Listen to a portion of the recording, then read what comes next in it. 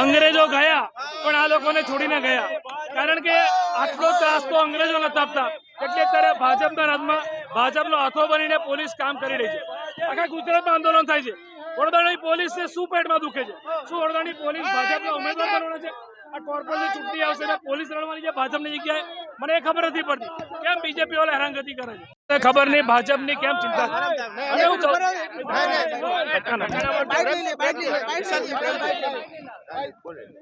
દર વખતે અમારી સાથે જે સ્ટીંગા તોડીને ઘર્ષણ થાય છે એના લીધે અમને વાગે છે, અને પોલીસ એની ચિંતા નથી.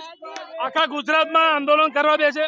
ખાલી વડોદરા શહેરમાં જ આ લોકોને શું તકલીફ છે, કેમ ભાજપનો હાથો બનીને પોલીસ કામ કરે છે ખબર નથી પડતી. ખુલ્લેઆમ દારૂ જુગાર અડ્ડા ચાલે ત્યાં આ લોકો બહાદુરી નહીં બતાવે તો કોંગ્રેસમાં બહાદુરી બતાવે.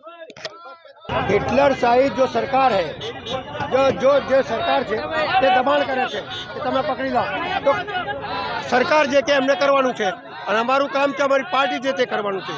અમે લોકોના હિતમાં કામ કરી છે. મનરેગા યોજનાનું બંધ કરવાનું, 60% 40% કરવાનું કામ એ એમના કાર્યકર્તાને પહોંચવાનો ધંધો કરે છે. નહીં તો મહાત્મા ગાંધીનું નામ હટાવતા પહેલા 100 વખત વિચાર કરવો જોઈએ. જેને દેશ આઝાદ કર્યું એના લીધે તમે કુર્સી પર બેઠા, આજે એનું નામ હટાવો છો. ગરીબોને રોજીરોટી મળવી જોઈએ એ કોંગ્રેસ પાર્ટીની નેમ છે.